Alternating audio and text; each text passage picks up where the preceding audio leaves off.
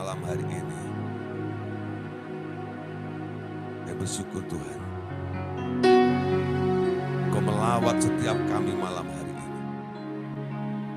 Terima kasih kami buka hati kami buat Engkau malam hari ini. Berbicaralah Tuhan, kami siap untuk mendengarkannya.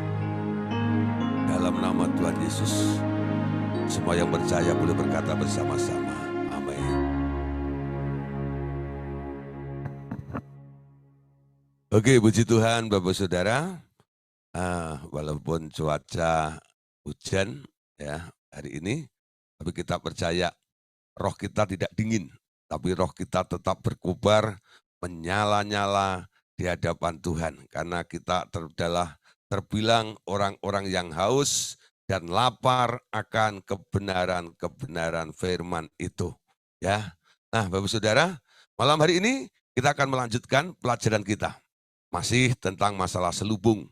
Ya, 2 hari sudah kita bahas tentang selubung. Yang pertama adalah balok di mata, bahwa itu merusak sehingga kita tidak bisa memandang seperti Tuhan memandang. Ya, kenapa? Ada yang menghalangi mata kita. Nah itu cungkil saja. Nah itu dicabut saja si baloknya ini, lalu kita bisa melihat seperti Allah melihat. Nah yang kedua saudara, kita bisa melihat bahwa sebenarnya banyak hal yang terjadi di dalam kehidupan kita ini ya, pengertian-pengertian yang tertutup ya, sehingga kita tidak bisa memahami sebuah kebenaran yang sudah Tuhan kerjakan di dalam kehidupan kita. Sehingga kita menjadi orang yang selalu dibodohin oleh si iblis ya. Karena apa? Kita tidak tahu setiap janji, setiap apa yang Tuhan sudah lakukan di dalam kehidupan kita.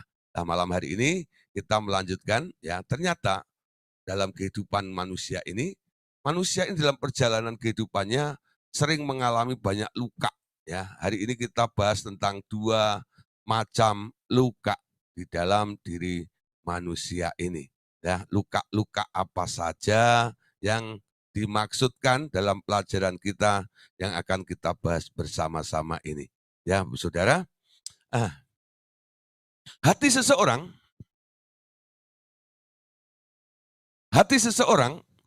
ya terluka kalau ada pelanggaran terhadap hati nuraninya. Ya, berarti kan hati seseorang bisa terluka kalau ada pelanggaran terhadap hati nuraninya. Ya. Namun, pikiran manusia atau pikiran seseorang juga dapat terluka karena pelanggaran orang lain terhadap konsep-konsep yang telah ada di dalam pikiran itu. Ya, jadi boleh disimpulkan malam hari ini, jadi ada 2 macam luka, yakni luka hati dan luka di daerah pikiran. Nah, kedua-duanya, baik luka hati maupun luka pikiran, itu semua terekam di dalam memori manusia. Ya, Bapak Saudara, tadi dikatakan bahwa yang pertama, manusia itu ya bisa terluka kalau ada pelanggaran terhadap hati nuraninya. Kita tahu semua ya telah belajar tentang masalah hati nurani, bukan? Nah, di dalam hati nurani itu ada yang namanya intuisi. Nah, di situ ada suaranya, ya. Jadi hati nurani manusia itu sebenarnya bersuara, ya. Nah, dan itu merupakan tatanan yang sudah atau satu hukum yang sudah Tuhan taruh di dalam manusia. Sehingga kalau ada yang melanggar hati nuraninya, itu mereka terluka di bagian hati nurani mereka ini. Karena apa? Ada yang melawan di bagian itu. Tapi juga ada yang terluka dari daerah pikirannya. Karena apa? Ada yang membantah juga. Yang membantah dari mana? Dari pihak lingkungan atau orang-orang di sekitarnya yang tidak sepaham dengan konsep cara berpikirnya. Sehingga terjadi sebuah argumen, ya, perdebatan, sehingga mereka saling mempertahankan konsepnya masing-masing. pola pikirnya masing-masing. Nah, dari situ Saudara, kalau sudah tidak ada saling mengalah atau mungkin ya Anda merasa kalah adu argumentasi, Anda bisa terluka di situ. Lalu Anda mulai memandang lingkungan, kenapa begitu orang kok kejam dengan saya? Nah, Anda mulai merasa terpojok atau tersudutkan, terkalahkan, lalu merasa menjadi korban. Pikiran Anda juga bisa luka. Nah, Bapak Saudara, baik luka hati nurani maupun luka pikiran ini sebenarnya di dalam Tuhan bisa dibereskan, ya, bisa disembuhkan. Asal orang ini mau datang kepada Tuhan. Setelah kesembuhan dilakukan terhadap hati maupun pikiran, nanti memori tentang peristiwa-peristiwa yang melukai itu dapat dihapuskan bila tidak diperlukan lagi. Nah, Allah Bapa bilang hari ini, aku hendak memberitahu engkau tentang sebuah kesembuhan, yaitu kesembuhan luka hati. Kesembuhan, ya, luka hati terlebih dahulu. Karena itu adalah hal yang lebih penting untuk dilakukan pada hari ini, ya. Jadi malam hari ini kita akan membahas walaupun ada 2 luka, tapi tentang luka hati dulu, ya. Nah, coba lihat. Suara hati itu sangatlah penting. Itu yang akan mengatur hidup seseorang, ya. Nah, jadi ada, tadi sudah saya katakan, bahwa di dalam diri manusia ini hatinya ada suaranya. Dan suara hati itulah yang harusnya yang menuntun setiap kehidupan manusia.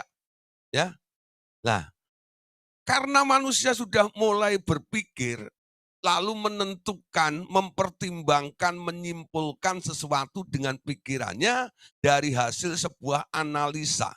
Ya, kadang-kadang dengan keadaan seperti itu, biasanya orang sudah mulai tidak peduli lagi dengan suara yang ada di dalam hati ini.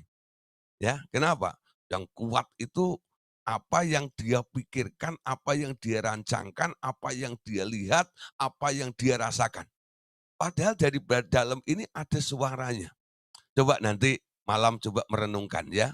Apalagi mau tidur begitu, dalam keadaan hening, ya, itu biasanya suara hati itu lebih ya gampang untuk dideteksi, untuk didengar daripada ketika Anda pagi sampai sore lagi sedang sibuk dan banyak proyek, banyak pekerjaan yang harus Anda kerjakan, banyak urusan yang harus Anda pikirkan.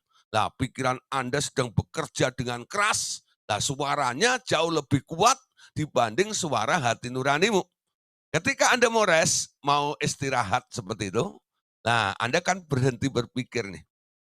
Ketika Anda mulai berhenti berpikir, nanti Anda akan mendengar ada suara yang lain selain dari apa yang Anda rancang dan apa yang Anda pikirkan sepanjang hari. Yaitu suara dari hatimu ini. Nah, kalau Anda kurang jelas mendengarnya, boleh pakai tadi nih, ya, seperti gambar yang saya kasih ini tadi. Ya, pakai headphone, pakai headset ya. Nah, kadang-kadang ada beberapa orang ya ikut Zoom meeting seperti malam hari ini, Pak suaranya kurang jelas, ya. Pak suaranya gimana gimana. Lalu saya sarankan, coba pakai headset, gitu ya. Lah waktu dia pakai headset itu, oh iya Pak sudah jelas. Jadi kalau malam hari ini ya, Anda coba mau dengar suara hatimu kurang jelas, coba ya toh, pakai headset. Sebenarnya headset itu apa sih? Ya, Anda tutup telinga Anda dari berita yang dari luar, suara-suara yang lain.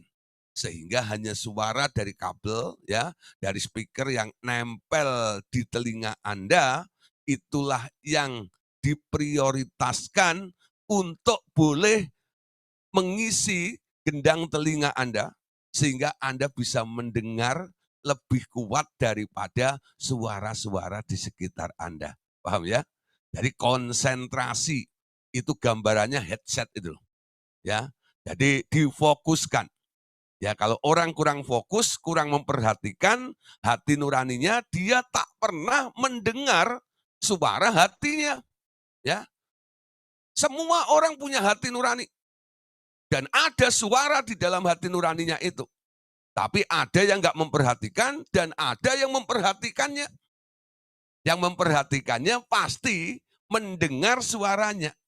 Kalau yang mengabaikan, dia berfokus kepada suara yang lain, itu suara hati nurani tidak akan terdengar. Lah, Bapak Saudara, perhatikan, kalau orang ya mulai tidak nurut hati nuraninya, nurut pikirannya atau menurut anjuran orang lain yang tidak sesuai dengan suara hati nuranimu, nah nanti disitulah terjadi sesuatu yang melukai hati nurani tersebut. Ya, di sini gini. Hati yang luka akan membuat seseorang melakukan tindakan-tindakan yang salah nantinya. Ya, hati yang terluka akan membuat seseorang melakukan tindakan-tindakan yang salah. Contoh, saudara, ya, seperti ya hati yang luka itu dia suka membalas. Hati yang luka itu suka mendendam.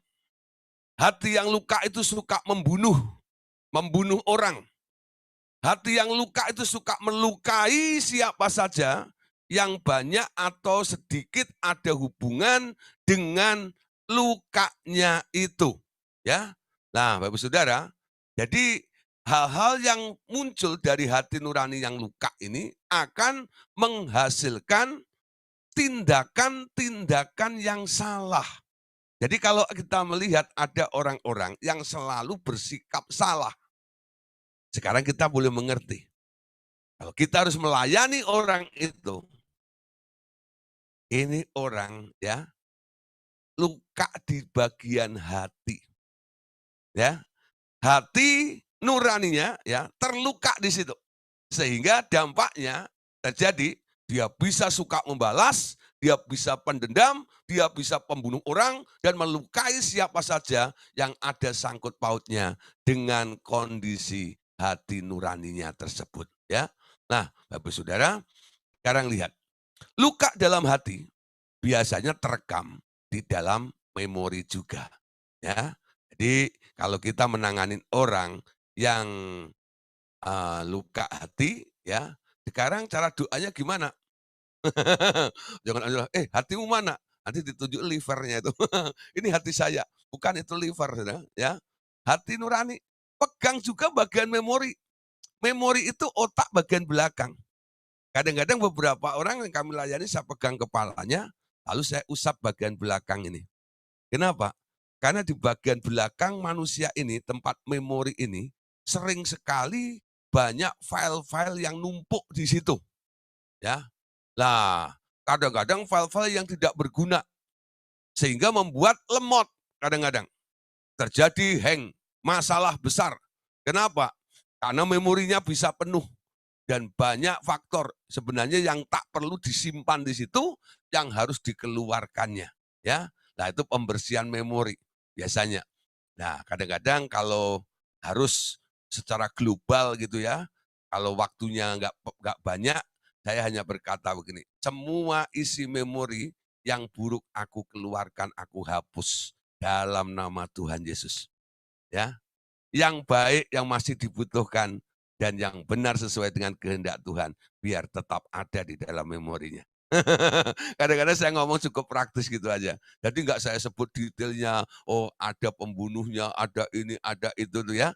Nah, tapi kalau pas pelayanan mungkin waktu saya banyak dan mungkin orang ini memerlukan pelayanan secara detail seperti itu, ya kadang-kadang saya tekunin sampai 1 jam, 2 jam, ya, ditengking sampai detail-detailnya, isi-isinya, jenis-jenis filenya apa saja, ya. Tapi kalau pelayanan massal di jemaat, umpamanya saya khotbah hari Minggu gitu ya, nanti ada altar call atau selesai ibadah, lalu ada orang minta didoain. Waktu nggak banyak, karena saya harus pergi ke tempat pelayanan yang lainnya juga, ditunggu di tempat yang lainnya. Jadi paling banter saya punya waktu 3/4 jam atau 1 jam. Itu pun pengorbanan makan siang saya. Nggak tahu. Nah, saya harus cepat kabur gitu ya. Gitu ya. Nah, jadi dengan kondisi seperti itu, ya kadang-kadang saya nyelayanin aja, bagi 2 saja ya. Jadi file yang buruk, file yang salah, file yang tidak berguna, file yang jahat, sekarang aku hapus, aku keluarkan, aku buang dari pikiran atau memori si orang tersebut. Ya, yang masih dibutuhkan, yang baik sesuai dengan keinginan hatinya Tuhan, biar tetap tinggal di dalam memori itu. Dalam nama Tuhan Yesus. Amin. Biasanya orangnya mulai enteng, ya. Tapi sebenarnya belum sepenuhnya. Nah, itu kalau udah banyak masalah-masalah terus begitu ya harus masuk ke bengkel biasanya ya. Nah, opnam. Masuk bengkel ke situ dulu ya. Nah, nanti di situ baru nih dipilah-pilah apa saja yang pernah mengisi memorinya itu. Nah, banyak hal Saudara pernah kita lakukan dalam penyembuhan memori, bukan? Penyembuhan luka batin itu banyak sekali. Banyak hal yang bisa melukai hati Anda, betul nggak? Ya, makanya hati itu harus dijaga. Kalau tidak nanti diinjak-injak oleh lingkungan Anda. Ya, nah kalau Anda nggak bisa menjaga sendiri, mungkin Anda juga bisa merusak hatimu sendiri. Tapi yang sering hati manusia itu dirusak oleh lingkungannya, ya, dirusak oleh orang lain yang yang mempunyai akses masuk ke dalam hati Anda. Betul nggak? Ya, nah siapa contoh ya? Orang yang sering dibenci itu pasti orang yang paling dekat. Ya nggak mungkin saya membenci orang yang ada di mana itu, eee, Cepu gitu ya, terlalu jauh ya, atau di Pati gitu ya. Nah, saya nggak kena mengena, saya nggak pernah paling ketemu di Zoom meeting seperti begini tok, ya. Nah, saya nggak bakal membenci gitu loh, karena nggak ada alasannya. Nah, saya bisa membenci orang yang dekat dengan saya, bukan? Ya, apalagi orang yang punya akses dengan hati saya, betul nggak? Nah, paling orang-orang dekat itu yang gampang. Entah itu adik ipar kita, itu saudara kita. Nah, itu gampang sekali, bukan? Nah, karena apa? Dia punya akses masuk ke hati Anda, ya. Awalnya baik, awalnya rukun, awalnya saling mengasihi, awalnya saling memberi, awalnya saling menolong, betul nggak? Nah, lama-lama ada yang culas, ya, ada yang mulai ingkar atau ada yang mulai, nggak bener gitu ya. Nah, mulai terluka nih hatinya. Orang-orang yang dekat, yang punya akses dengan hati itu. Makanya jaga hatimu dengan segala kewaspadaan, karena dari situlah akan memancar kehidupan. Kalau hatimu rusak, yang memancar apa? Pasti kematian, betul? Anda bunuh orang, Anda benci orang. Orang benci itu sama seperti orang membunuh. Betul nggak? Jadi orang yang hidup kadang-kadang masih berkeliaran di depan Anda. Saking bencinya Anda nggak menganggap orang itu ada. Anda anggap sudah mati. Betul nggak? Nah, jadi belum dibunuh fisiknya, tapi di alam roh, Anda nggak mau melihat apa yang Anda inginkan. Betul nggak? Biarin dia mati saja. Saking bencinya. Anda nggak bunuh, tapi Anda sudah membunuh di alam rohnya. Benci sama dengan membunuh. Ya, karena apa? Ada dendam di situ. Nah, itu munculnya karena ada hati yang terluka. Amin. Nah, tapi kalau hatimu terluka jangan berkoar-koar di dunia kayak orang nyanyi itu. Sakitnya hati ini. Gak usah nyanyi begitu. Kalau Anda sakit hati, hatimu luka, datanglah kepada Yesus. Amin. Ya, jangan ikutin lagu-lagu itu, sakitnya hati ini. Nah, jadi nggak usah nyanyi lagu itu. Ya, datang kepada Yesus. Bila hati terasa berat, ku datang Yesus. Dia mengerti setiap apa yang terjadi di dalam kehidupan kita. Dan dia bisa dan mau untuk menyembuhkan kita semuanya. Amin. Orang yang terluka tidak mau datang kepada Tuhan Yesus. Justru dia mungkin pergi ke orang-orang lain. Untuk apa? Membuka semua luka hatinya itu. Sebenarnya apa? Anda cari mangsa baru. Orang yang Anda ceritakan, nanti walaupun dia tidak mengena dengan orang yang Anda ceritakan, dia akan benci juga dengan orang yang Anda ceritakan itu. Jadi itu nular, betul nggak? Jadi jangan Anda tularkan. Ya, umpama Anda punya masalah dengan seseorang, lalu Anda cerita dengan suami Anda atau dengan istri Anda. Nanti suami dan istri Anda ikut benci orang itu kan? Padahal itu masalah Anda dengan dia. Suami Anda ikut, istri Anda jadi ikut. Ya, anak-anak Anda ceritain ya loh, tentang buruknya siapa begitu. Nanti si anak-anak jadi membenci orang itu. Betul nggak? Ya, karena apa? Merasa orang tuanya diperlakukan buruk oleh orang itu. Nah, ini sebenarnya nggak boleh ditularkan seperti itu. Jangan datang, jangan curcol, jangan curhat kepada manusia. Ketika hatimu luka, duduk di bawah kaki Tuhan. Ya, seperti Maria. Itu enggak? Tuhan pulihkan. Tuhan pulihkan. Ya, bisa itu terjadi seperti itu. Nah, Bapak Saudara, karena hati manusia ini sebenarnya sangat labil atau tidak stabil, ya. Hati nurani manusia itu amat amat tidak stabil, ya, atau labil, ya. Hanya bila hati nurani itu menemukan peneguhan oleh firman Tuhan, baru ia akan menjadi teguh. Amin. Jadi hati yang labil ini harus ketemu dengan Tuhan, ya. Nanti hatimu baru teguh. Nah, Saudara, dalam membimbing orang kelahiran baru, biasanya saya tawarkan Wahyu 3 ayat 20 ya, untuk mengundang Yesus masuk ke dalam hati manusia. Lalu saya kutip nih pernyataan Tuhan Yesus tentang kelahiran baru yang diucapkan ya kepada Nikodemus, ya. Tuhan bilang begitu. Apa yang dari daging, ya, yang lahir dari daging ya, adalah daging. Dan apa yang lahir dari roh adalah roh. Lah, hati manusia itu lemah. Nah, seperti gini ya, awalnya roh manusia atau hati manusia ini, hati yang lemah ini, hati yang labil ini, sering goyah. Satu hari ketemu dengan hati yang teguh, yaitu hatinya Tuhan Yesus. Lalu mengundang, terjadilah persekutuan antara hati manusia dan hatinya Yesus. Dengan masuknya Yesus menggumpal di dalam diri Anda di dalam Yesus, Yesus di dalam Anda. Semua hal yang lemah di dalam diri Anda sekarang di-cover ya dengan hal yang kuat yang ada di dalam Tuhan Yesus ini. Sehingga sekarang Anda yang menerima Tuhan Yesus, Anda disebut orang yang kuat di dalam Dia. Amin. Orang yang teguh karena Anda punya landasan, karena Anda punya dasar, karena Anda punya penopang, yaitu Tuhan Yesus yang ada di dalam diri Anda. Amin.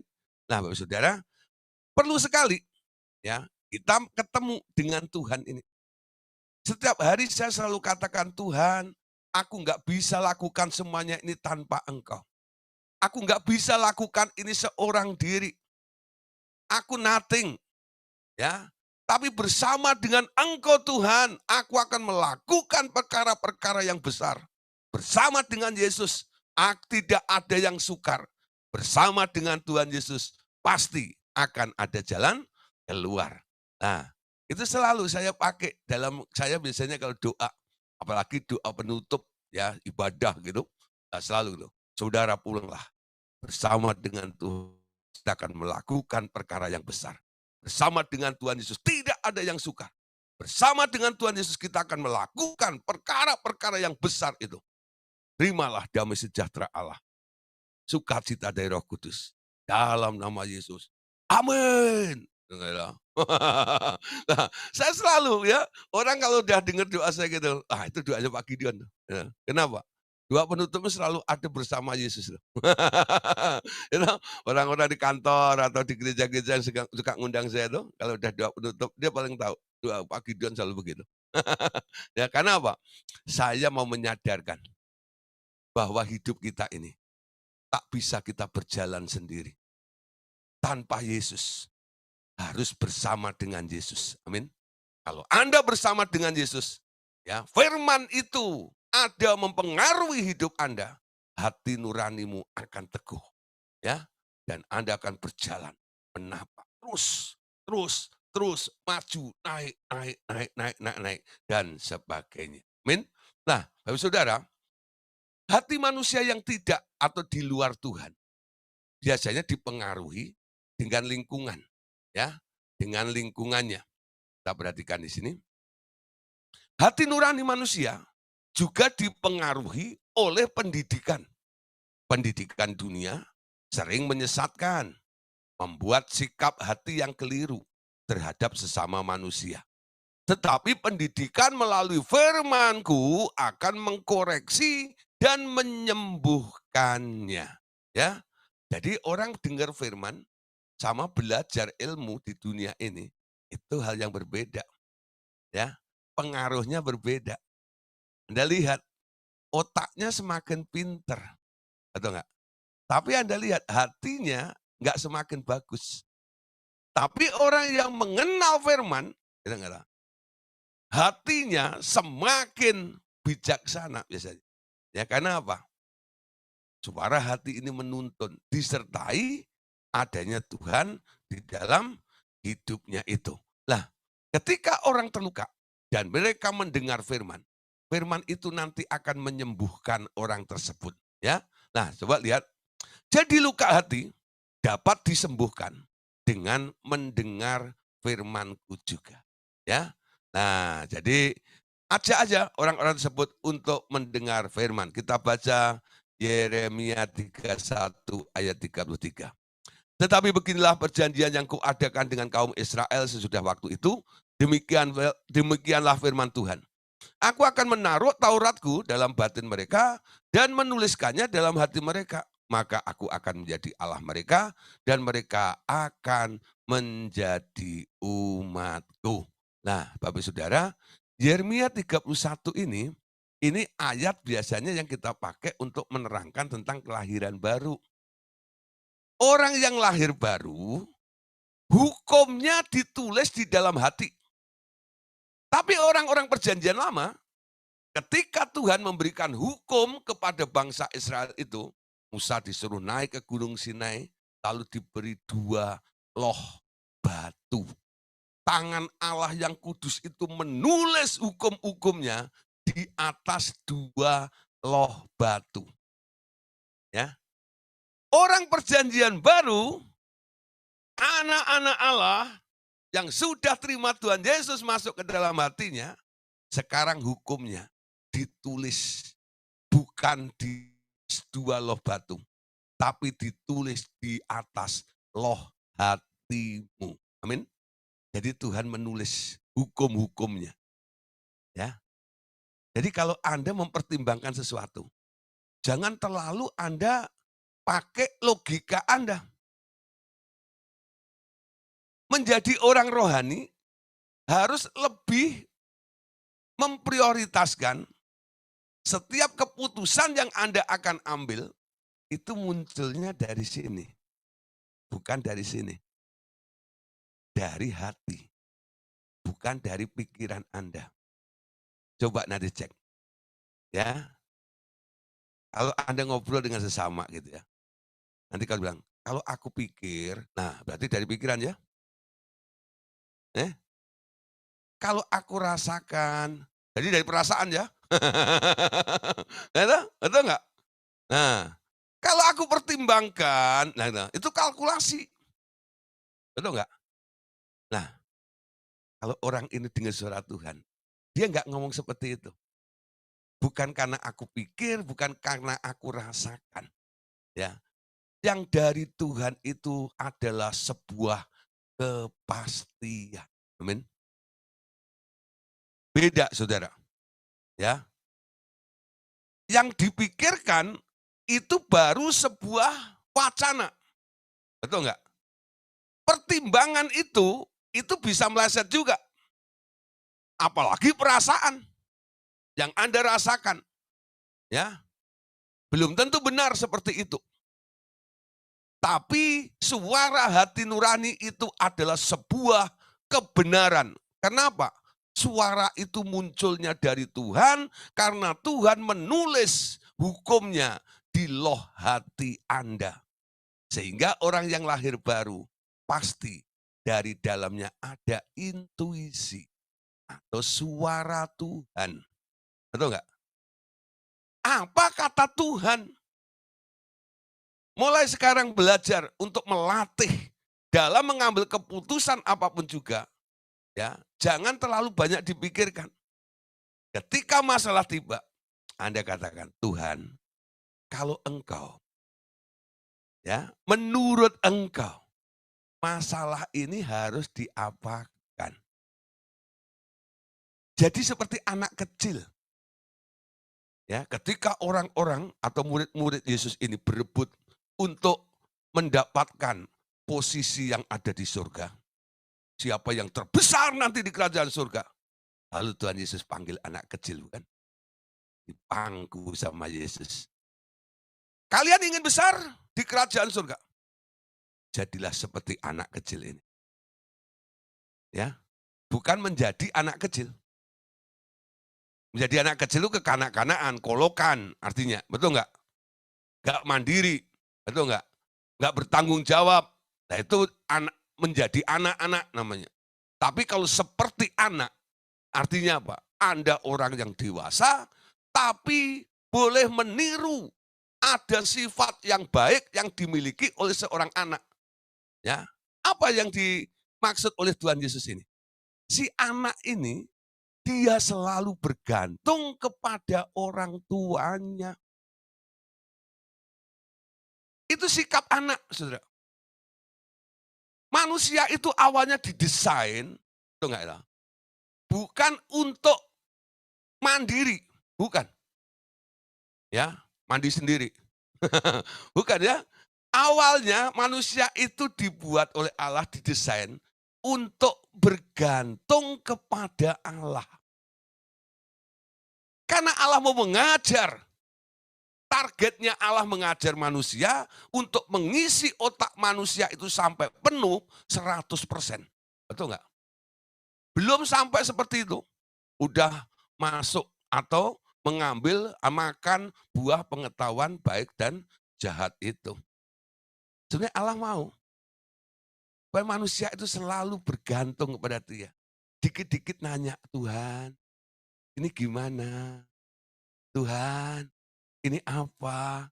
Nah, coba budayakan. Coba latih. Ya. Menghadapi istri, mama gitu ya. Aduh, istri saya sakit seperti gini. Tuhan, apa yang harus aku lakukan? Tanya sama Tuhan. Jangan Anda berpikir, lalu pikiranmu Anda tuang kepada Tuhan. Berarti Anda lebih pintar dari Tuhan, betul nggak?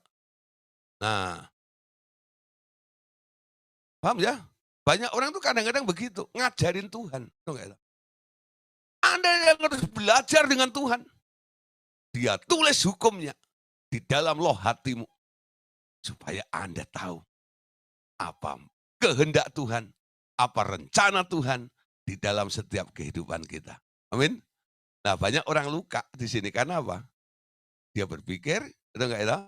Nah, terus melukai hati nuraninya itu. Maka Yeremia ini katakan, Tauratku ya, aku taruh ke dalam batin mereka dan menuliskannya dalam hati mereka, maka aku akan menjadi Allah mereka dan mereka akan menjadi umatku. Ya, perhatikan ayat ini sekali lagi. Ya, di sini dia katakan, aku akan menaruh Tauratku dalam batin mereka. Jadi ditaruhnya di dalam batin. Dan dituliskannya di dalam hati. Sehingga ia akan menjadi Allah. Ya, dan kita menjadi umatnya. Amin. Nah, Bapak Saudara, karena adanya hukum di dalam hati manusia ini, maka di dalam hati manusia sekarang ada yang namanya kebenaran. Jadi, ya, ada kebenaran di dalam hati nurani. Nah, seseorang dapat menjadi luka batin karena pelanggaran terhadap kebenaran-kebenaran yang sudah tertanam di dalam hati nuraninya ya sejak mereka dilahirkan. Ya. Nah, contoh gini. Hati nurani seorang anak telah memiliki satu set atau set aturan-aturan asli di dalam hatinya yang tidak diperoleh atau dibangun dari sumber-sumber dari luar. Tapi itu terbawa sejak lahir dari keturunannya, ya. Nah, sekarang kita lihat setelah dia tumbuh, ya, hati nurani itu kemudian berkembang melalui pengalaman dan pendidikan. Ya, karena apa? Wah, dia mulai ini ya, apa namanya, suka pergi ya, camping ya, lalu tarik tarik pengalaman-pengalaman ya, tarik sampai mendaki ke gunung ya, gunung kan kudaki, lautan kuseberangi, tarik pengalaman-pengalaman baru. Nah, kita bandingkan saudara ya, kalau kita punya peliharaan ya, contoh anjing atau kucing gitu ya. Nah, itu sebenarnya mereka punya tabiat-tabiat sendiri. Tapi karena dilatih kadang-kadang mereka bisa menirukan seperti itu. Nah, di sini Pak Andreas menuliskan karena dia punya pengalaman dengan anjingnya ya. Anjingnya namanya Gebi dulu ya. Allah Bapak mengatakan begini ya pada Pak Andreas. Perhatikan anjingmu yang tanpa diajari sudah dari kecil cenderung untuk membawakan kunci mobil bila engkau datang. Karena ada dorongan ingin membantu dan menolong tuannya tanpa diajari. Juga sejak ia bisa keluar rumah, ia tahu tidak boleh mengotori rumah dengan buang kotoran di dalam rumah. Ia selalu ingin menjadi berguna bagi tuannya kapan saja. Ya, nah anjing aja bisa. Ya, nah seorang bayi juga mempunyai ya, seorang bayi juga mempunyai nilai-nilai seperti itu secara alamiah di dalamnya. Dia akan menangis bila mereka merasa salah satu orang tuanya menjadi marah. Sekalipun marah itu tidak diungkapkan dengan nyata. Nah, Bapak Saudara, bayi itu bisa ya. Siapa yang ngajarin nangis itu? Siapa yang ngajarin nangis tuh bayi itu? Ada nggak yang ngajarin nangis? Ya, itu sifat dasar, Saudara. Kenapa dia nangis? Kalau ada sesuatu yang menakutkan, kalau ada sesuatu yang membahayakan, ya loh, atau ada kekurangan, dia lapar dan sebagainya, karena dia belum bisa ngomong, dia cuma satu, dia nangis saja. Nah, tangisan bayi itu ya, punya 1000 makna, betul nggak itu? Ya, ngompol nangis, itu nggak itu? Lapar nangis, itu nggak itu? Nah, apa? Lihat lihat makhluk-makhluk apa yang mengerikan gitu, nangis gitu ya. Taunya cuma nangis saja, ya. Lihat Pak Simon nangis gitu ya lah.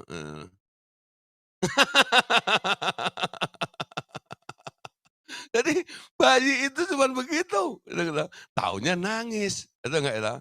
Nah, nangis dan senyum, tak gitu tak gitu. Lah, tapi itu sudah terbawa, enggak ada yang ngajarin, betul enggak ya?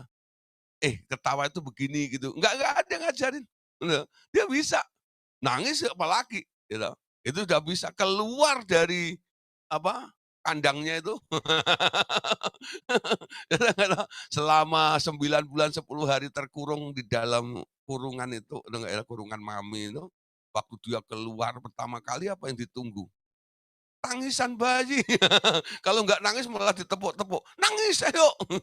Nah, kalau nangis itu mamanya itu, "Puji Tuhan," itu enggak itu, bisa nangis, itu enggak itu. Eh, jadi dia latihan nangis di mana? Nah, itu kebawa sejak dari awal seperti itu, ya. Dia punya sifat dasar, ya. Nah, seperti itu. Jadi sebenarnya, ya, ada hal seperti itu yang ada di dalam hati nurani ini, ya. Karena apa? Kembali ya, sebenarnya ditulis oleh Allah sendiri di dalam hati nurani orang tersebut ya. Nah, hati nurani akan bertumbuh dengan pertambahan usia ya. Dari hanya nangis tadi itu, nanti mulai bisa ngomong, bisa melakukan kegerakan ya dari bayi. Nah, ini dari anak kecil, nah mulai nih anak-anak ya, lalu mulai remaja dan mulai jadi orang tua. Nanti hati nuraninya mulai beda-beda, Saudara, ya, menurut perkembangan usia mereka. Nah, Bapak Saudara, bila hati nurani seseorang bertumbuh di antara orang-orang yang mengasihi dia, dan sejak kanak-kanak tak disertai luka batin dan penderitaan, kemudian lalu diteguhkan juga dengan firman Tuhan, nantinya ya, ia akan dapat menjadi wadah bagi hikmat untuk bertumbuh dengan sempurna. Nah, saudara, karena dipengaruhi lingkungan, hati nuraninya ini tergantung lingkungannya seperti apa. Kalau lingkungannya penuh dengan kasih, nanti dia akan menjadi hati nurani yang baik. Ya, nah beda saudara. Ya di sini, bila hati nurani seseorang terganggu atau dirusak, maka hikmat juga akan rusak. Dan itu terjadi seterusnya. Tingkah laku seseorang pun akan rusak pula tentunya. Amin. Nah, jadi tergantung lingkungannya. Kalau lingkungannya mengganggu, dia jadi rusak. Ya. Bila hati nurani itu bertumbuh tanpa cacat. Nah, amin. Bila hati nurani itu bertumbuh tanpa cacat, dalam diri seseorang itu nanti akan tumbuh di dalam diri orang itu sebuah karakter yang kuat, sebuah karakter yang stabil, dan selalu tahu dengan tepat apa yang harus dilakukannya pada setiap saat. Nah, Bapak Ibu Saudara, semua itu tergantung faktor pendidikannya. Nah, mendidik anak kadang-kadang juga begitu ya. Anda didik dengan didikan keras, dengan Anda omongin terus, omongan-omongan kasar kadang-kadang gitu ya. Maksud Anda supaya dia jadi baik gitu loh. Tapi dengan omongan kasar. Oh, kok ngomongin gini, ya saya udah nggak bisa ngomong lagi. Omongan kasar seperti itu ya. Nah, kalau Anda masih punya produk terserah ya. Nah, tapi kalau orang itu, anak itu kita didik dengan kasih. Walaupun mungkin ya, si anak itu nakal. Anda jangan langsung ngomong gitu. Ih, kamu itu nakal banget. Nah, si anak itu bisa berubah nggak, saudara? Nggak bakal berubah. Karena apa? Anda deklarasikan. Anda konsep anak itu juga. Dia sudah nakal, Anda sebut si nakal juga. Nah, jadi seperti Anda meteraikan, dasar anak nakal. Nah, didasarin lagi, tambah kuat kenakalannya. Anda harus punya iman. Mulai belajar jadi orang tua, ya, belajar bernubuat untuk anaknya dengan perkataan iman. Walaupun anakmu nakal, Anda bilang, kamu anaknya papi, kamu anaknya Allah Bapak. Ya, Bapak itu baiknya luar biasa. Bapak itu sikapnya manis, dia tidak nakal. Ada enggak? Nah, jadi Anda sangkali keberadaan si anak itu dengan Anda mengucapkan yang baik. Lalu mulai Anda kasihi. Kalau Anda anggap si anak itu nakal, ya pasti Anda hajar dia. Anda ambil uceng gitu. Ya, nah saudara, mendidik anak seperti itu enggak bakal berubah. Tambah hari, tambah parah. Ya, contohnya siapa? Contohnya lagi ngomong ini saudara, itu ya. Saya itu anak pendeta sebenarnya. Tapi dulu orang tua saya mendidiknya keliru. Dengar ya, waktu saya mulai ada pengaruh lah itu dan ditambah lagi di kelas 2 SMP, bapak saya meninggal, ya. Lalu saya membesarkan 4 anak, ya. Nah, terus di pelayanan di daerah gitu ya, beberapa orang pernah datang ke rumah saya, tahu ya, di kampung gitu.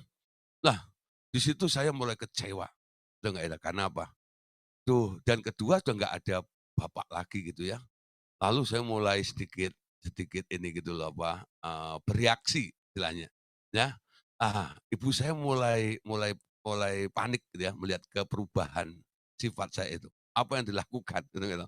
Setiap saya mungkin pulang terlalu malam gitu ya, nggak nurut ini dan itu, pulang sekolah nggak langsung pulang dan sebagainya, nggak boleh mandi di sungai, saya malah berenang dengan teman-teman di sungai gitu nggak ya. Wow, macam-macam itu gitu. Pulang saudara, apa yang terjadi? Kemucing sudah ada, gitu loh. Wah, punggung ini jadi sasaran. Sebulan itu ibu saya beli 3 kemucing, gitu loh.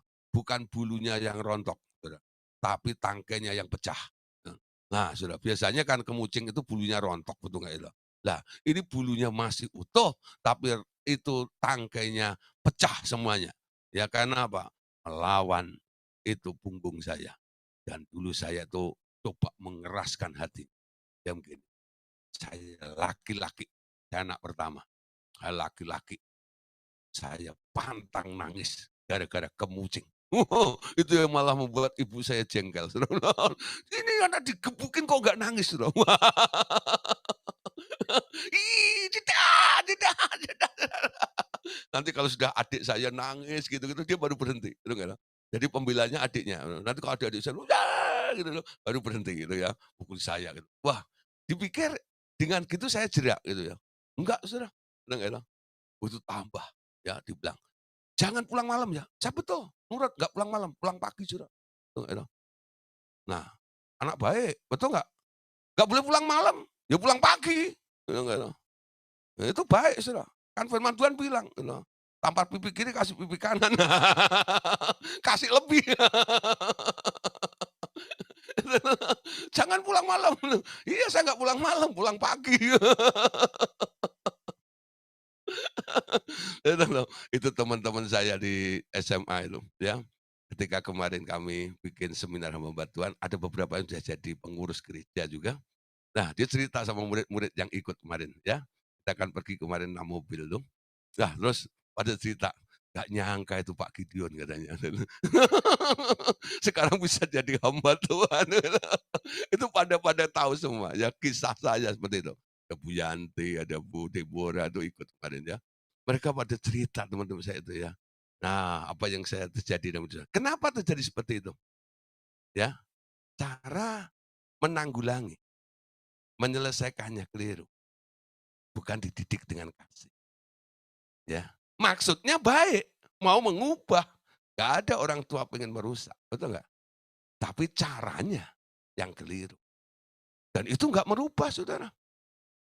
Ya, yang berubah itu tangkai kemucing itu. Dari utuh pecah semuanya itu yang berubah. Saudara. Nah, yang dipukuli nggak pernah berubah. Nah, waktu Tuhan menjamah, beda lagi, saudara. Ya, memang awalnya saya itu ya seperti kucing yang dijorokin ke kali gitu ya, akhirnya kecemplung sekolah Alkitab namanya, ya, karena ditakut-takutin. Saya punya om itu tentara dulu, wah sadis sekali, ya. Itu saya punya kakak apa, sepupu, ya, itu juga nakal luar biasa, itu kalau udah ketemu dia, ditaruh di dalam karung berasnya tentara itu, lalu disangkutkan di pohon, dikasih itu sudah angkrang itu loh, semut itu loh. Hukum gitu. Wah, ketika dia datang ke rumah, lalu ibu saya bilang ini, "Tuh tolong dibawa." Wah, saya ketakutan. Dibawa ke mana? Dibawa ke sekolah Alkitab. Waduh saudara, itu awalnya saya nangis. Awalnya saya nggak pengen jadi pendeta. Gitu nggak? Tapi di situ Tuhan panggil saya. Saya ngerti sebuah panggilan, ya. Nah, akhirnya proses terjadi. Itu tahun 87 itu, ya terjadinya. Wah, Tuhan panggil saya, luar biasa. Nah, Bapak Saudara, faktor pendidikan ini penting, ya. Jadi saya mengalami dididik ala apa, ya. Nah, sekarang saya sebagai orang tua, pasti kita punya anak, betul nggak? Nah, kadang-kadang anak ada yang nggak nurut juga dong. Dia punya maunya sendiri, dia punya keinginan sendiri, dia punya gaya sendiri. Apakah saya mau berlaku seperti orang tua saya dulu kepada saya? Setelah saya mengerti kebenaran, cuma satu yang saya kerjakan, ya, saya banyak menabur kasih. Ya. Mungkin orang menganggap, ini kok kurang tegas, gitu, ya kan. Kalau Anda keras, berarti Anda harus tegas bukan? Pak, pak, tegas itu namanya. Nah, pelintir kumis gitu, wah, pak, lah itu tegas namanya. Betul nggak ya? Ya Pak Among ya. Betul nggak? Nah, itu. Tapi kalau Anda mulai kasih sepertinya, kenapa gini-gini? Nah, iman itu seperti itu. Anda harus tetap berkata, engkau anak yang baik, engkau anak yang pintar, walaupun nilainya telur bebek terus, gitu. Ya udah nggak? Lah kalau telur bebek 2 depannya ada 1 ya bagus, namanya 100, ya udah nggak? Lah kalau telur bebek sekilo gitu tapi nggak ada satunya ya nol terus semua buat apa? Gitu. Jangan bilang dasar anak bodoh, jangan begitu. Kamu anak yang pintar, ayo kita belajar, gitu nggak ya? Jangan perkatakan yang sia-sia terhadap si anak itu. Dan mulai belajar bernubuat untuk anak Anda. Kamu adalah anak Allah. Ada benih ilahi di dalam hidupmu.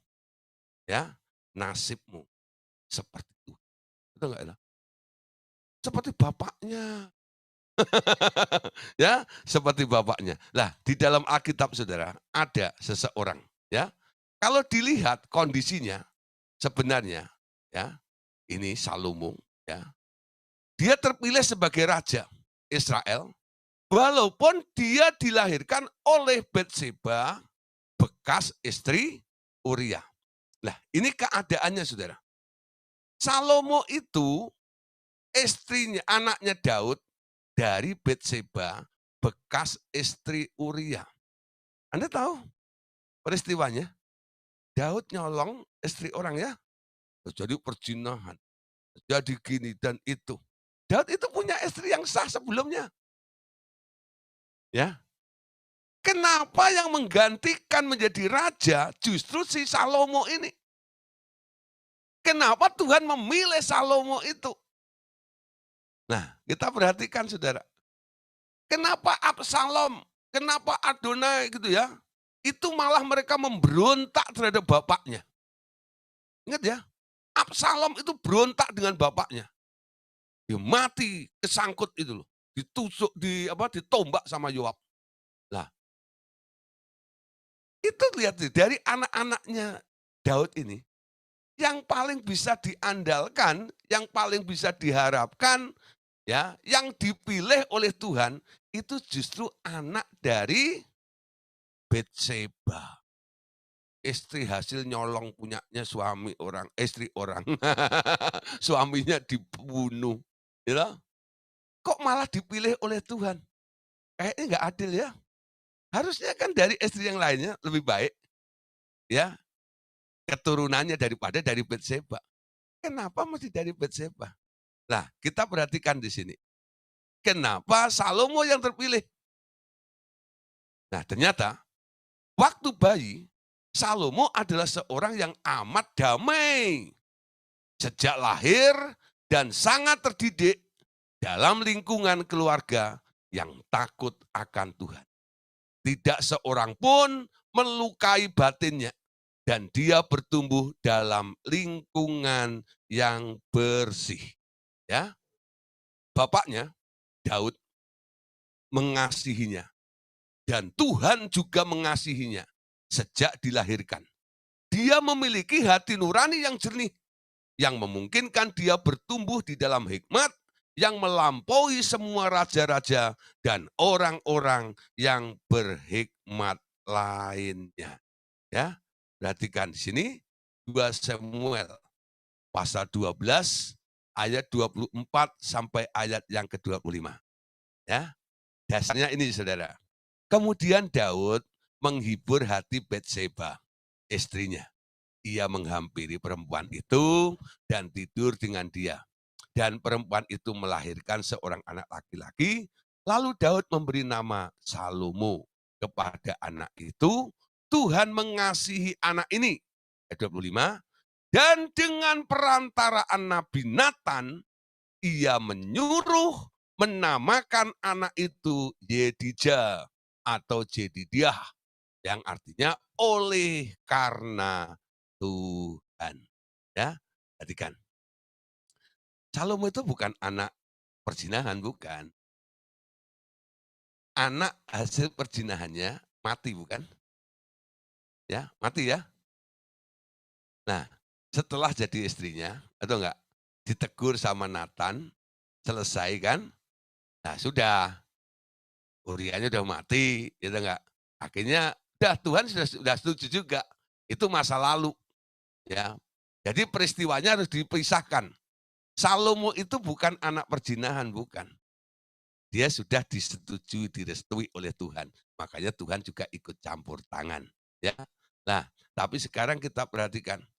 Ya, Batseba itu sedih sekali. Kehilangan si anak yang mati itu. Walaupun itu anak perzinahan. Lalu Daud menghibur.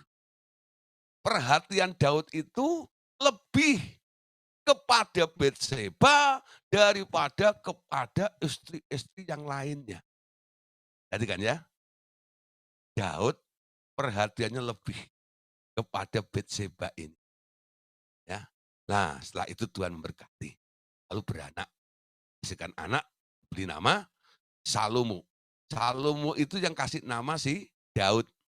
Tapi Nathan, Nabi Nathan, yang menegur Daud kala itu, dia datang juga ketika mendengar Daud atau Batseba melahirkan seorang anak. Apa yang dilakukan oleh Nabi ini? Nabi itu berkata, anak ini diberi nama Jedijah atau Jedidiah, yang artinya ini oleh karena Tuhan.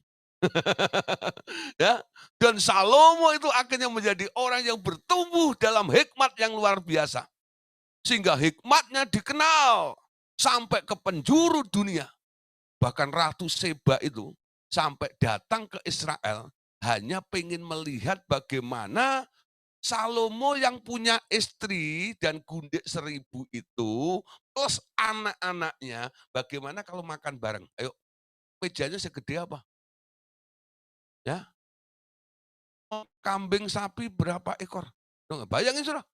Nah, itu istri dan gundik 1000 kan? Bener nggak? Belum anak-anaknya yang lain. Nah, bagaimana mengatur meja itu? Meja makan itu. Itu Ratu Seba itu datang hanya pengen melihat bagaimana dia mengatur keluarganya. Dan semua heran dengan hikmatnya. Salomo bertumbuh menjadi orang yang sangat berhikmat. Kenapa dia bisa bertumbuh begitu pesat dan luar biasa? Karena memang ada damai di dalam dirinya. Suasana damai, suasana kasih itu mempengaruhi hidup daripada si Salomo ini. Amin. Salomo atau yang disebut yang suka damai, nama itu diberikan ketika dia disunat. Anda bisa bandingkan dengan Lukas pasal 1 ayat yang ke-59. Ya. Maka datanglah mereka pada hari yang ke-8 untuk menyunatkan anak itu dan mereka hendak menamai dia Zakaria menurut nama bapaknya. Nah, Bapak Saudara, itu ada dalam Lukas 1 ayat yang ke-59. Jadi perbandingannya ini ya tentang memberi nama ini dibandingkan dengan ketika ya Zakaria punya anak, ya lahir anak sebelum dikasih nama Yohanes. Karena Zakaria itu bisu. Ketika dia sedang bertugas di bait suci, di ruang maha kudus, dia tidak dikasih tahu oleh Tuhan. Kamu tahun depan akan punya anak. Dia ketawa, Kak. Mana mungkin istri saya itu udah mandul, dol. Gak bakal punya anak. Karena kamu nggak percaya, bisu kau. Bisu saudara. Dia keluar dari bait suci itu, dia nggak bisa ngomong. Ditanya gini-gini gagu nggak bisa ngomong sampai akhirnya orang bilang, coba ambil itu kapur tulis. Lalu dia mulai menuliskan ya bahwa Tuhan berbicara kepada dia. Nah, tentang istrinya yang akan mengandung itu. Ketika tiba hari persalinan, istrinya melahirkan, orang pada sibuk nih. Mau kasih nama siapa ya? Mereka bilang, udahlah kasih nama kayak bapaknya aja. bapaknya kan Zakaria, kasih aja namanya Zakaria Junior. Sekarang kan ada model gitu ya, Zakaria Junior. Ya. Nah, jadi nama bapaknya dikasih kepada anaknya. Nah, ada bapak-bapak yang begitu ya. Nah, contoh itu ya, ada dulu ada batuan namanya Yeremia Arem ya. Anaknya Yeremia Arem Junior loh. Jadi nama bapaknya diambil langsung ya. Nah, jadi kasih aja namanya Zakaria sajalah gitu ya. Tapi orang bilang, "Ah enggak, jangan." Gitu enggak lah. Nah, gini aja lah, sekarang kita kasih kapur lagi ya supaya bapaknya tulis saja di papan ya, tentang nama anak ini. Lalu ketika dia mau kasih nama, dia sedang tulis begitu, terlepas itu ya, apa yang mengikat mulutnya ini sampai akhirnya dia bisa ngomong, sambil nulis dia bilang, "Yohanes."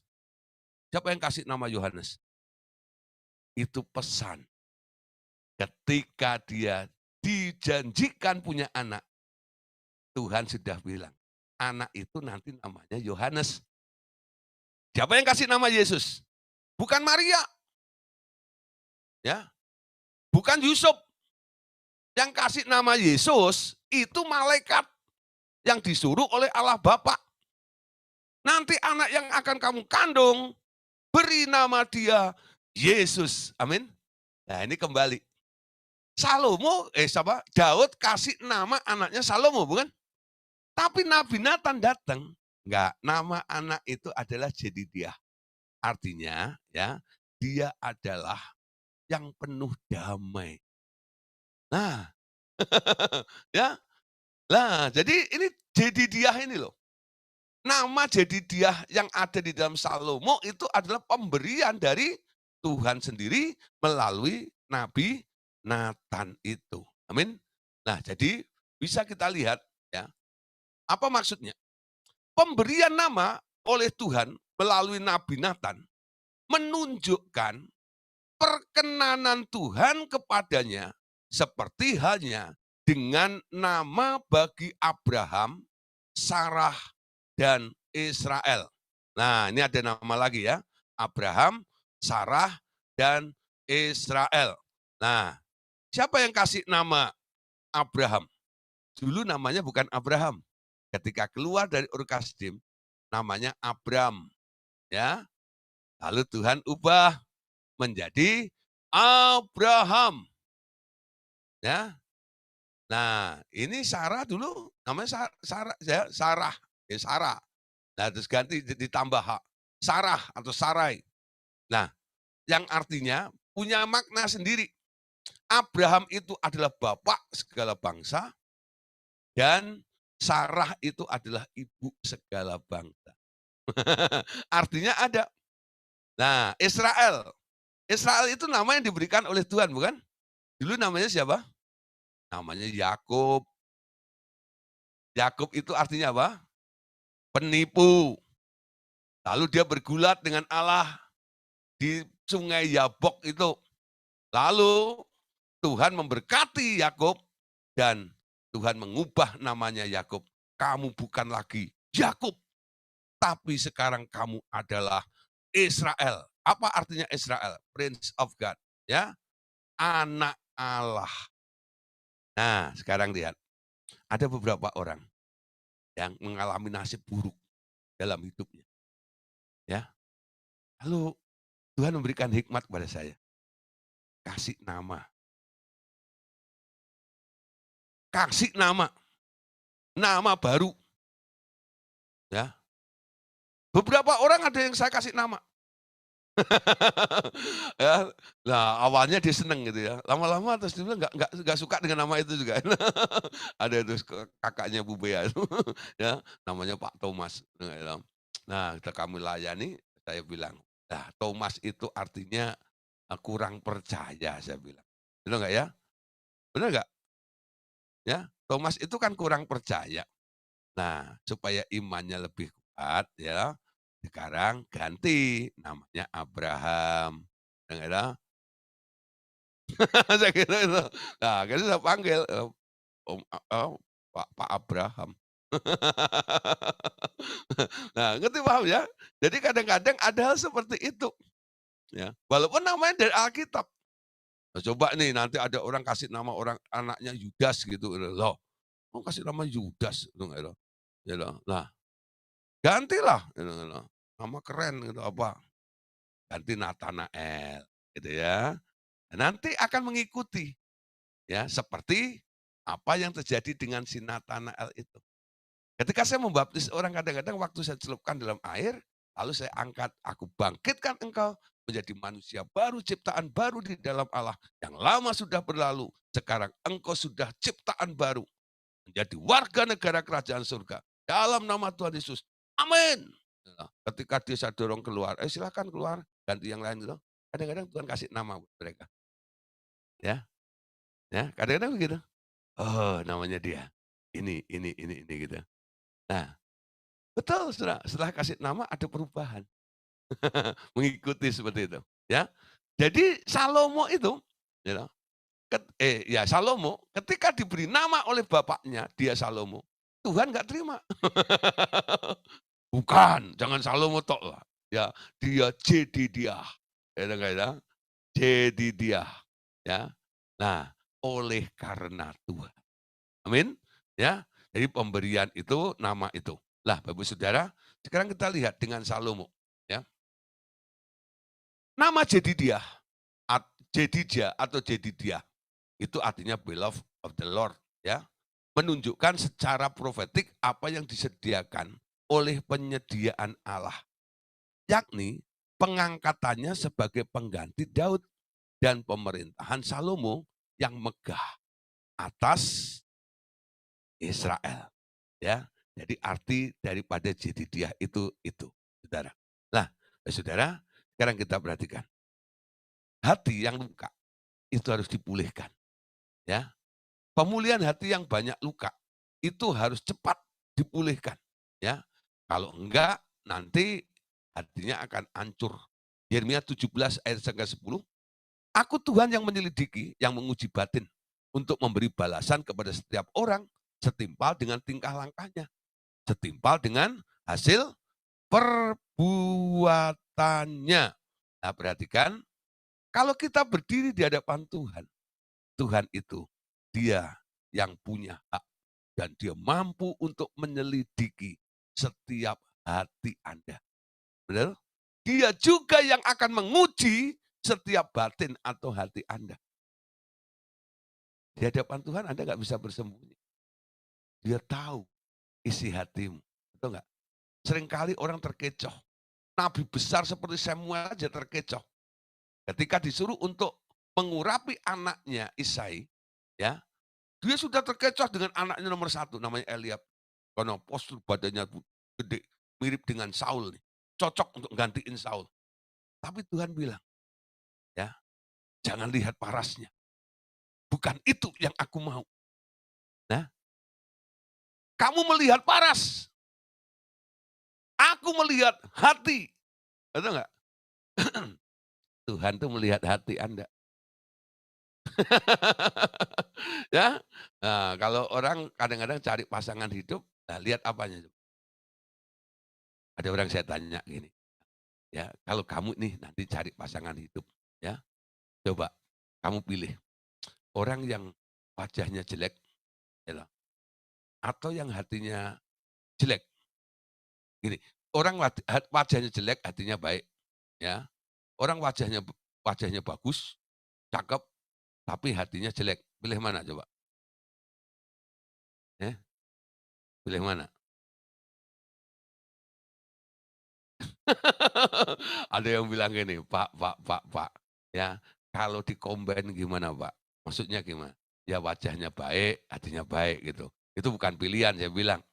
Ya pilih apa seperti apa yang saya tanyakan ini.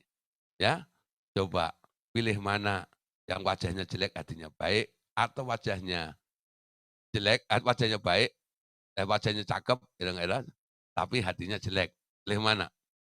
Ah, akhirnya dibilang gini, Pak gini aja, saya pilih yang wajahnya ganteng tapi hatinya jelek. Loh, kamu kok milih begitu? Kan gini Pak, ya loh, kalau hati itu kan didoain bisa berubah. Tapi kalau wajah didoain sampai kapanpun nggak akan berubah, Pak.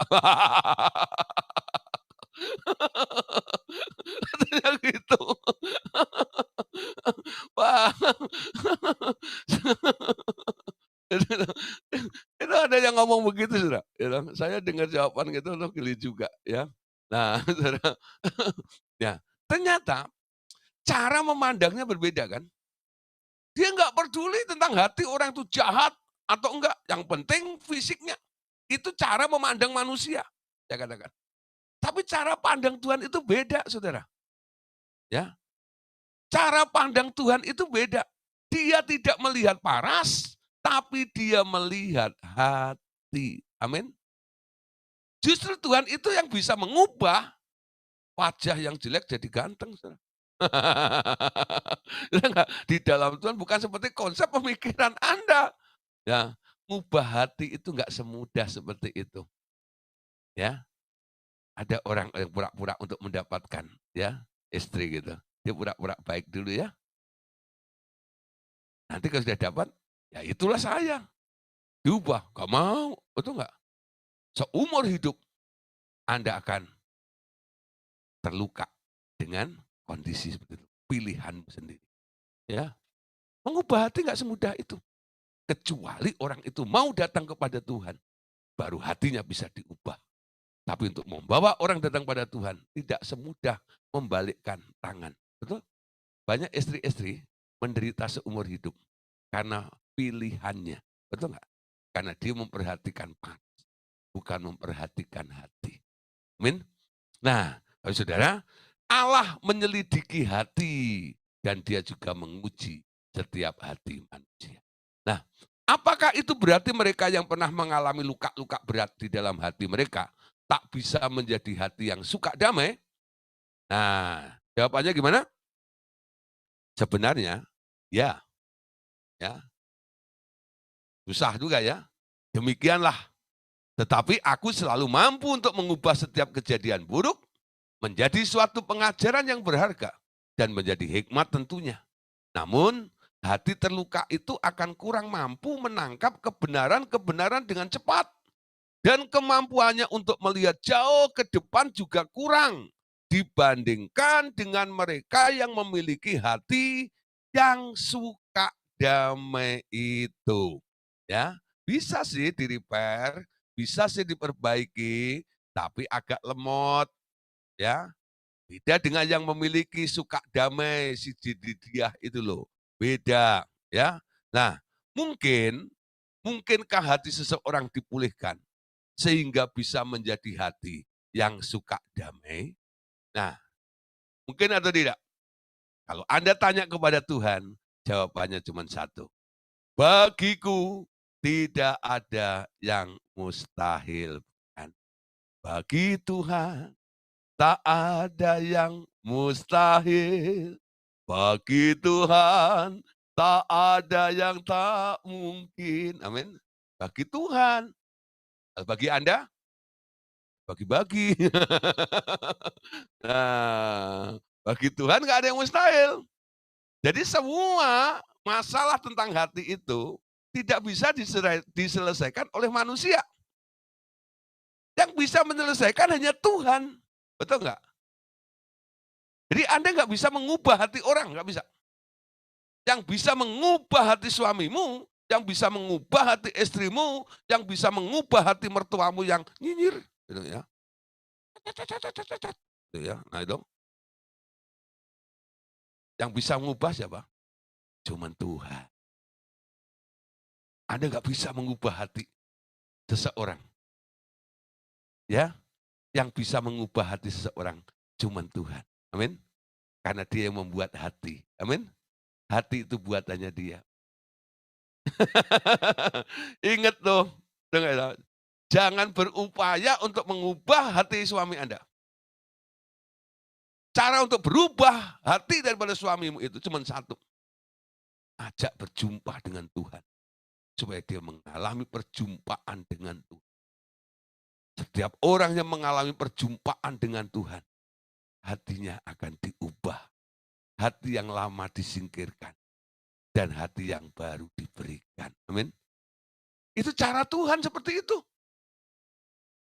Gak ada reparasi hati. Yang ada pergantian hati nanti. Betul nggak? Ya. Dan yang bisa ganti cuma satu. Yang punya stok spare part hati. Di surga banyak hati baru. Ya. Untuk menggantikan hati-hati yang sudah error di dunia ini. Ya, sehingga nanti semua orang akan jadi dia. Ya. Yang suka damai, bagi Tuhan tidak ada yang mustahil. Nah, Bapak katakan juga di sini, aku akan memberi mereka hati yang baru, yang penuh dengan kemampuan untuk bertumbuh sepenuhnya di dalam hikmatku dan kesadaran yang amat tajam, mampu melihat jauh, asalkan mereka mengerti dan mempunyai iman tentang janjiku itu. Ya, nah terus hati benih Yesus yang mereka terima itulah yang menjadi hati yang penuh dengan damai itu. Nah, di sini ada perlu yang dijelaskan sedikit ya. Ada sedikit yang perlu dijelaskan di sini, yakni bahwa hati Tuhan Yesus ya selalu terisi dengan damai sejahtera. Walaupun Tuhan Yesus pernah menderita dengan sangat, sekali saja damai sejahteranya itu lenyap, yakni ketika ya bapaknya harus meninggalkannya sesaat seorang diri di kayu salib karena ia sedang memikul seluruh murkanya Bapak atas manusia itu. Tapi ya, ia tak pernah mengalami hal serupa itu sebelumnya. Tapi pengalaman sekali-kalinya itu telah menyempurnakan dia. Ia telah memikul seluruh keadaan ditinggalkan yang akan pernah dialami manusia setelah dia, dan dia menanggungnya seorang diri sehingga segala bentuk keadaan ditinggalkan umat manusia ditiadakan oleh ya. Yeremia 24 ayat yang ke-7. Aku akan memberi mereka suatu hati yang baru, suatu hati untuk mengenal aku, yaitu bahwa akulah Tuhan. Mereka akan menjadi umatku dan aku akan menjadi Allah mereka sebab mereka akan bertobat kepadaku dengan segenap hatinya.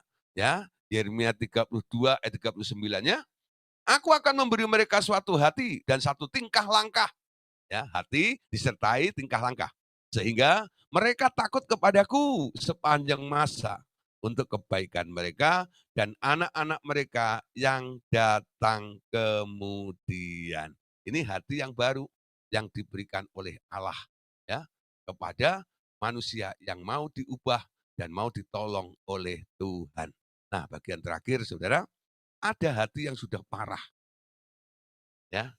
Karena hati itu telah dimeterai atau dicap oleh si iblis. Wow, ini Saudara. Ya, keadaannya sudah sangat memprihatinkan. Apakah ada orang seperti itu? Ada, Saudara. Ya. Jadi jangan jangan apa? Sembarang ya memberikan hatimu.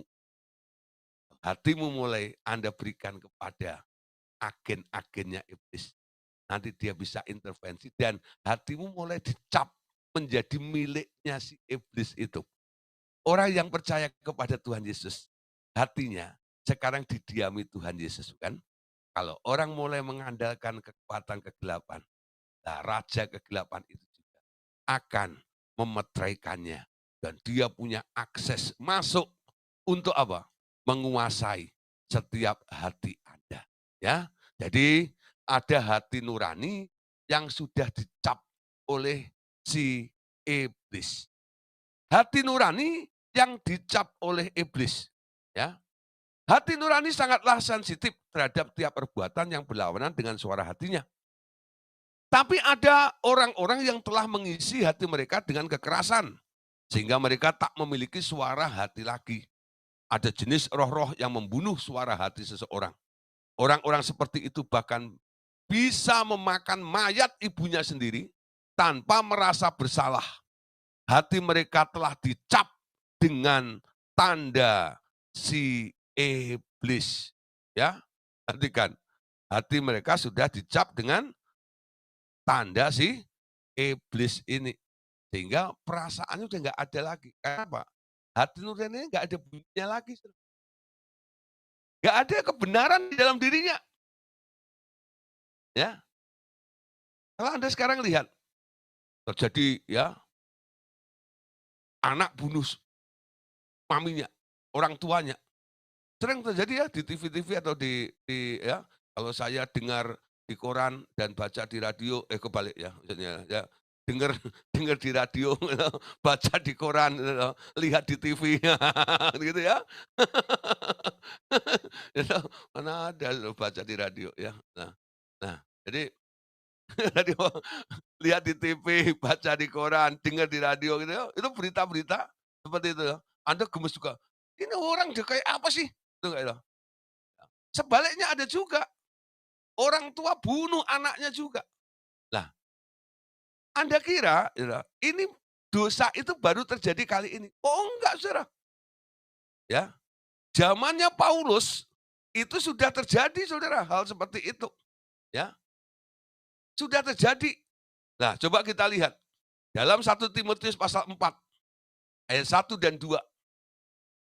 Paulus mengingatkan kepada Timotius, ya 1 Timotius 4 ayat 1 sampai 2, Roh dengan tegas mengatakan bahwa pada waktu kemudian ada orang yang akan murtad lalu mengikuti roh penyesat dan ajaran-ajaran setan. Oleh tipu daya pendusta-pendusta yang hati nuraninya memakai cap mereka. Nah, itu ada stempelnya ya. Mereka melarang orang kawin, melarang orang makan makanan yang diciptakan Allah supaya dengan pengucapan syukur dimakan oleh orang yang percaya dan telah mengenal ke kebenaran itu. Nah, sekarang lihat ya, sebenarnya siapa? Mereka yang memakai cap si iblis ya, terus share by hot iron itu. Nah, ini seperti di ya itu kalau bahasa Koreanya pakai ini ya, ya di apa? Pakai pakai bara gitu loh ya, besi panas gitu. Ya, ya, jadi kayak kena setrika itu. Panas nih, dicap jadi itu ya. Nah, siapa yang pernah mendapat capnya itu? Nah, kita lihat. Mereka adalah orang-orang yang memberi diri mereka kepada iblis dengan kerelaan mereka sendiri, ya. Karena mereka membutuhkan pertolongan, kadang-kadang mereka datang kepada agen-agennya, datang ke orang pintar, datang ke dukun-dukun, datang ke paranormal dan sebagainya, lalu mereka mengikatkan diri, ya, merelakan diri supaya apa? Iblis bisa intervensi. Nah, orang-orang seperti ini tanpa sadar, dia sudah ada cap iblis di dalamnya loh, ya.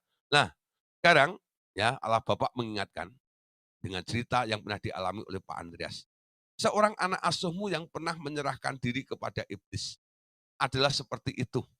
Tapi karena doa dan kasihmu yang terus-menerus, ia kini terbebas sepenuhnya dan memberikan hatinya kepadaku sepenuhnya sekarang.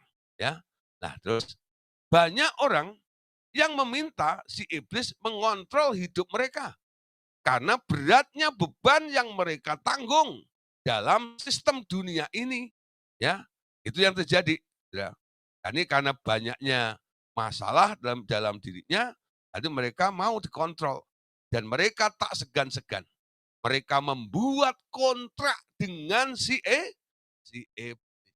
Ya, ada orang yang bosen jadi orang miskin. Ya, bosen jadi orang miskin. Udah kerja banting tulang, kepala ganti kaki, kaki ganti kepala kayak akrobat, itu nggak itu. Nggak kaya-kaya pula. Akhirnya ada yang ngomong, kamu pengen kaya, pergi sana ke Gunung Kawi, nggak ya, ketemu Mbah Jungko. You know, si A itu pergi ke sana tuh sekarang jadi kaya. Kemana-mana bawa pakai Alphard, Jaguar, ya, baby Benz dan sebagainya. Ya. Nah, kamu kemana-mana cuma bawa babi. Nah, pergi ke sana, nah, gitu ya. Akhirnya pergilah dia ke sana, ya. Betul. Oh, sudah 4 tahun kemudian dia jadi orang kaya, usahanya lancar, kelihatannya gini gini gini gini, ya. Nah, tapi kita lihat orang-orang yang memperoleh pertolongan dari kuasa-kuasa seperti itu, mereka sudah mengikat kontrak, betul nggak? Ya, betul. Ada beberapa orang yang pernah melakukan itu. Ketika dia bertobat, dia cerita apa adanya, ya, bukan mengada-ada. Dia cerita apa adanya, sampai dia dituntut, ya, sampai 7 keturunan, ya. Ada yang dituntut sampai 4 generasi, ya. Pokoknya dari setiap generasi harus ada satu korban. Sampai begitu. Kenapa? Perjanjiannya apa dulu? Biasanya tuntutan mereka adalah nyawa atau darah. Dan mereka nggak segan-segan untuk mengorbankan anaknya, mengorbankan cucunya, mengorbankan cicitnya. Atau mungkin kadang-kadang karena ini bentuknya sebuah perusahaan besar, dia nggak segan-segan setiap tahun mempersembahkan karyawannya. Ada Saudara, gitu nggak? Perusahaan-perusahaan yang karyawannya matinya nggak wajar, betul nggak? Dan tiap tahun ada itu, ya. Nyata perusahaan itu besar sekali dan maju terus, ya. Tapi korban berjatuhan terus. Nah, itu boleh dilihat juga. Nah, Anda nggak usah tanya sama saya, "Apa itu Pak?" Nggak usah. Anda pakai mata roh aja. Ya, pasti ya. Nah, saya tahu itu ya. Nah, nanti Pak Among itu ahli-ahlinya ya. Nanti dia tahu apa. Nanti bisa kita ngobrol di, apa, diskusinya nanti ya. Mereka membuat kontrak dengan si iblis. Nah nah terus, nah,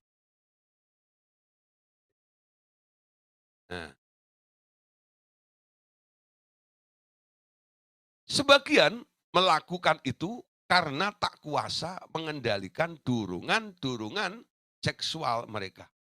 Itu akibat lingkungan pergaulan dan juga faktor keturunan mereka. Cerita-cerita tentang seks membuat anak-anak muda mencari pengalaman dalamnya, menentang semua aturan karena keinginan-keinginan kedagingan mereka, ya.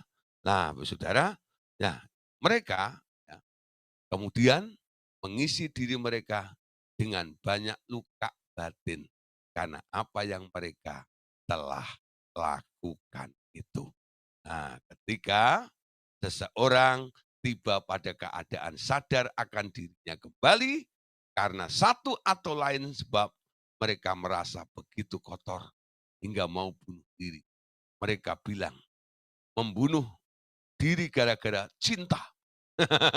Itu anak muda gitu ya, membunuh diri. Tapi sebenarnya itu akibat hati nurani mereka yang sangat terluka, ya. Nah, banyak orang kadang-kadang menyalahkan cinta. You know, ada apa dengan cinta? Cinta itu salah gitu. Enggak, cinta enggak pernah salah, ya. Hanya menciptakan cinta itu, ya. Kalau orang terluka dengan cinta, dengan namanya cinta, bukan karena cintanya yang melukai, karena sikap orang itu, ya, yang membuat dia terluka ketika dia ada di daerah cinta, ya. Jadi dikatakan bahwa ya, mereka bilang membunuh diri karena cinta. Tapi sebenarnya itu akibat hati nurani mereka yang sudah sangat terluka. Nah, ada kasus lagi. Ada pula orang yang menjual anak atau cucunya kepada iblis supaya ia menjadi kaya. Itu yang saya katakan ya. Akibatnya anak cucunya semua mati muda dan menjadi miskin karena rezeki mereka telah diambil oleh kakeknya sendiri. Jadi saudara kita lihat nih ya, ada yang begitu, kalau enggak nyawanya, mungkin rezekinya. Jadi perskot dulu. Jadi rezekinya anak cucunya itu dinikmati oleh si engkong. Nanti cucunya enggak dapat, Saudara. Jadi engkongnya jaya, nanti cucunya miskinnya luar biasa. Perjanjiannya seperti itu, ya. Memang dia selalu maunya menderita, membahagiakan satu pihak, tapi membuat menderita yang lainnya. Itu cara iblis memperlakukan. Dan orang-orang yang hatinya sudah dicap oleh mereka karena taken kontrak. Nah, ini harus dibebaskan, harus dilepaskan. Capnya harus dibuang, ya. Nah, supaya apa? Iblis tidak menuntut terus, ya, nuntut dia terus. Nah, terus sebaliknya, ya Salomo justru telah mendapatkan kekayaan dengan meminta hikmat dari Tuhan, ya.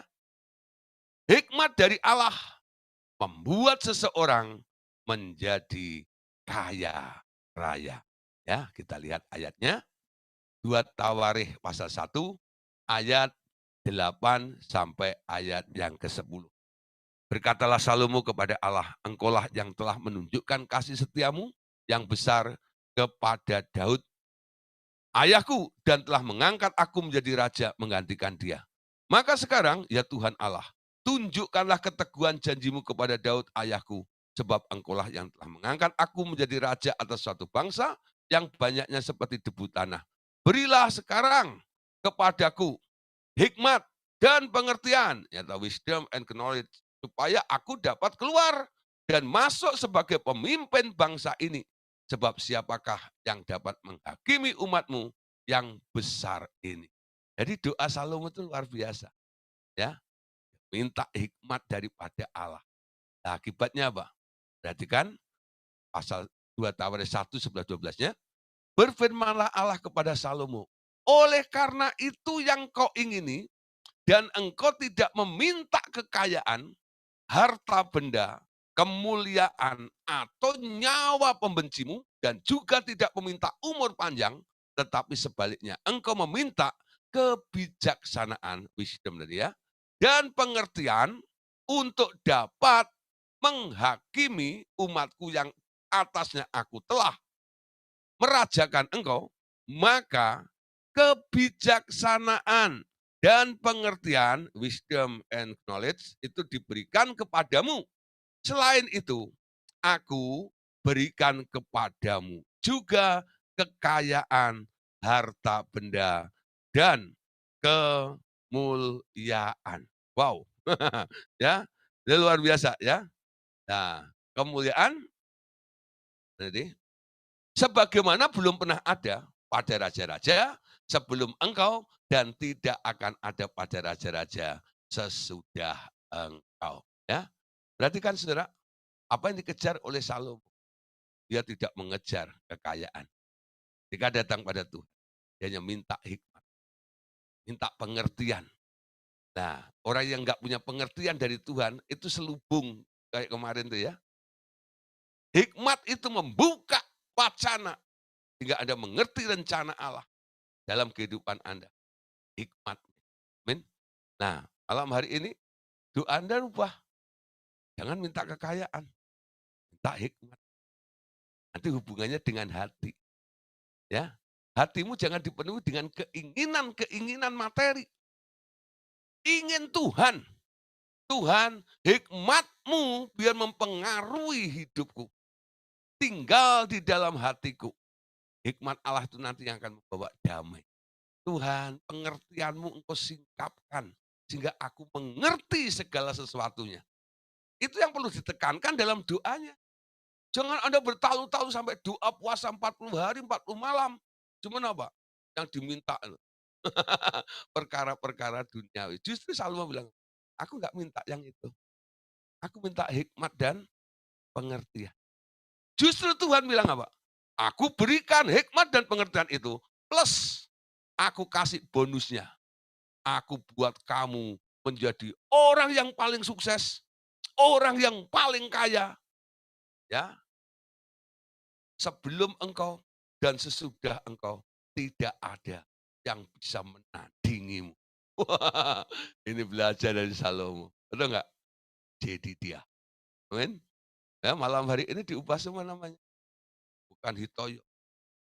Ya, namanya sekarang jadi dia. Amin. Ya, penuh dengan damai. Ya, atas perkenan Allah. Nah, itu posisi-posisi seperti itu. Anda harus ada di tempat itu. Ya, bereskan semuanya.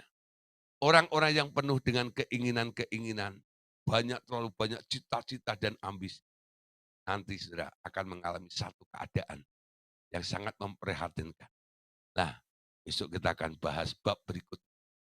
Judulnya adalah disilusi. Ya, disilusi.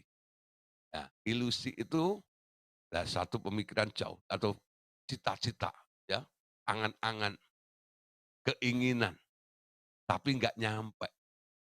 Itu namanya disilusi. Ya, yuk kita bahas bersama-sama. Amin. Oke, puji Tuhan malam hari ini dah selesai untuk hal selubung. Tuhan Yesus memberkati kita semuanya. Ya, amin.